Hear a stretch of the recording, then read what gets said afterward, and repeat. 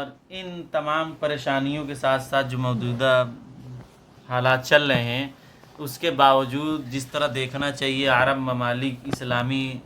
ممالک جتنے ہیں وہ اس پر کوئی کھل کر زیادہ سامنے نہیں آ پا رہے ہیں، نہ اس پر کوئی زیادہ جس طرح ایکشن ہونا چاہیے وہ ابھی تک سمجھ میں نہیں آیا ہے. تو یہ آخر کیا ہے؟ جی دراصل بات یہ ہے نا کہ ایسی بات نہیں ہے کہ عربوں نے کبھی فلسطین کے قضیے میں فلسطین کے معاملے میں مدد نہیں کی ہے. اس سے پہلے 1963 میں جنگ ہوئی، وہ لوگ ساتھ تھے، ان کے ساتھ آ کے ان کی مدد کی، جنگ لڑی، لیکن اپنے اندر موجود غداروں کی وجہ سے اور وہاں موجود اسرائیلی ایجنٹوں کی وجہ سے جنگیں ہار گئے، علاقے اور ان کے قبضے میں اسرائیلیوں کے قبضے میں جاتے رہے. اور اسی طرح پھر ایک اور جنگ ہوئی تو پھر یہ لوگ ہار گئے 1973 والی. اس کے بعد سے ان لوگوں نے قضیہ فلسطین کو اپنا قضیہ اپنا معاملہ جو ہے بلکہ فلسطینیوں ہی نے اپنی پارٹیاں اکٹھا کی. یاسر عرفات کھڑے ہوئے اور پارٹی قائم کی باقاعدہ کہ یار یہ لوگ تو ہمارے معاملے میں کچھ مدد نہیں کر پا رہے ہیں، 2 جنگیں ہوئیں، دونوں میں نقصان کا جو ہے سامنا کرنا ہوا، بلکہ اور زمین ہماری چلی گئی اسرائیل کے قبضے میں، جہاں تک کہ بیت المقدس میں یہ لوگ آ کے قبضہ کر لیے ہیں. تو اس لیے ہم کو اپنی لڑائی خود لڑنی چاہیے. ان کی تنظیم قائم ہوئی، انہوں نے بہت دن تک محنت کی، اسی کی ایک ونگ یہ حماس نکلی. یہ اس میں کی مسلح ایک تنظیم تھی. وہ تنظیم تو لڑائی کر رہی ہے لیکن عرب ممالک جس جی میں آ رہا ہوں جی تو جب دھیرے دھیرے یہ لوگ جو ہے جب سوچے کہ ہم جو ہے سیاسی طور پر ہم اپنے اثر و رسوخ قائم کریں اور اپنی محنت کریں، عالمی برادری کو جو ہے اپنے حقوق کے لیے اپنے حقوق منوائیں، لیکن جب نہیں مانے، نہیں ہو رہا تھا سسٹم ان سے کامیاب، تو انہوں نے یہ کوشش کی کہ اب ہم ایک مسلح تنظیم بھی چلائیں جس کے ذریعے سے ہماری اور آواز مؤثر ہو. جب مسلح تنظیم چلی اور ان لوگوں نے جو ہے دھیرے دھیرے کر کے جو ہے کوششیں کرنی شروع کی کہ ہم کامیاب، ہم جو ہے اب مسلح طریقے سے اپنی حق کی آواز بلند کریں گے. اور تو یہی جو آج ہم کو صورتحال دکھ رہی ہے وہ یہی صورتحال ہے کہ اب ایک سیاسی دھڑا ہے جس کو یہ عرب سپورٹ کر رہے ہیں. آج پہلے تو سیاسی دھڑا نہیں تھا، سیاسی دھڑا صرف موجود تھا، اب 2 دھڑے ہو گئے. ایک سیاسی دھڑا ہے اور یہ سیاسی دھڑا یہ چاہتا ہے کہ فلسطین کے دو ٹکڑے ہو جائیں، ایک اسرائیل کا ہو جائے اور ایک فلسطین کے حق کے لیے ہو جائے. لیکن اس پر ابھی اتفاق نہیں ہو رہا ہے. اس کے لیے کوششیں کی جا رہی ہیں، برابر سنچری ڈیل بھی ہوئی، ابراہیم اکارڈ بھی ہوا. لوگ جو ہے سوچ رہے ہیں یہ جو عرب ممالک جو بیٹھے ہوئے ہیں یہ سوچ رہے ہیں کہ ہم یہ ملے ہوئے سیاسی لوگوں سے، وہاں کی جو سیاسی تنظیم ہے اور مسلح گروپ الگ جا چکا ہے. ان کے خود بیچ میں بڑے لڑائی تھی، ان کی جو سیاسی تنظیم ہے فلسطین کی اور جو مسلح تنظیم ہے، ان کی خود آپس میں لڑائی ہوئی اور یہ دونوں ایک دوسرے سے الگ ہو گئے. اور مسلح تنظیم غزہ پٹی میں اس کا کنٹرول ہے اور سیاسی تنظیم کا ویسٹ بینک جس کو کہتے ہیں، جو عربی میں القدس کہتے ہیں، تو اس کا وہاں پہ کنٹرول ہے. تو جو عرب ممالک ہیں وہ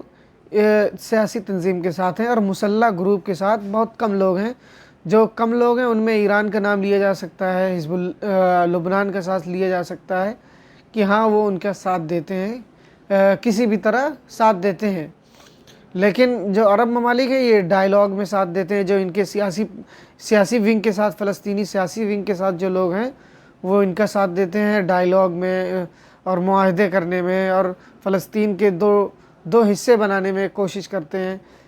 لیکن اپنی اپنی اکنامی کے ڈر سے اور اپنے جانی اور مالی نقصان کے ڈر سے یہ کھل کر سامنے نہیں آتے ہیں، اور کہیں نہ کہیں بزدلی بھی ہے، کہیں نہ کہیں اور اپنے ملک ہی کو سب کچھ سمجھ لینا ہے، اور مسلم امہ کے مفاد کو جو ہے اس سے دستبردار ہو جانا بھی اس سے ثابت ہوتا ہے کہ یہ لوگ صرف اپنے ہی کو سب کچھ سمجھ لیے کہ ہاں ہمارا ملک ہے، ہم ہیں بس، اور کچھ نہ رہے، اور ہم سے کسی سے مطلب نہیں ہے۔ کچھ معاملہ ایسا بھی ہے کیونکہ مسلم حکمران جو زیادہ تر بیٹھے ہوئے سب یورپ زدہ ہیں، یہ سب مغرب نواز ہیں، یہ جو امریکہ اور ان کا آقا جو کہتا ہے وہی مانتے ہیں اور اسی کے زیر اثر چلتے ہیں۔ صرف اسی وجہ سے ان کے ایمان میں بڑی کمزوری کی، جبکہ ان کے آباء و اجداد نے خود اسرائیل میں آ کر جنگیں لڑی ہیں۔ شاہ سلمان جو آج سعودی کے بادشاہ ہے، یہ خود جنگ میں شامل ہوا ہے، اس عرب اسرائیل جنگ میں۔ تو ان آج ایمان کی بڑی کمزوری کی بھی یہ وجہ ہو گئی کہ یہ جو ہے فلسطینیوں کی مدد کے لیے تیار نہیں ہوتے ہیں، اور طرح طرح کے بہانے اور صرف تصریحات اور چند کیا نام ہے باتیں کر کے خاموش ہو جاتے ہیں، ان کی کھلی مدد نہیں کر پاتے ہیں، یہی وجہ ہے۔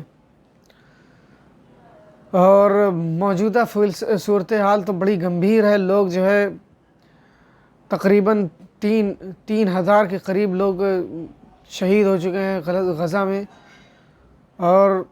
11,000 کا آنکڑا بتایا جا رہا ہے کہ لوگ 11,000 کے قریب لوگ جو ہے زخمی ہیں، ان کے علاج کے لیے ہاسپٹل مہیا نہیں ہو پا رہے ہیں۔ یہاں تک کہ کل کا معاملہ ہے کہ ایک ہاسپٹل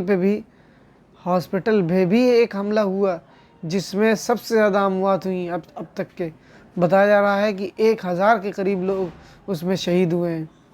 تو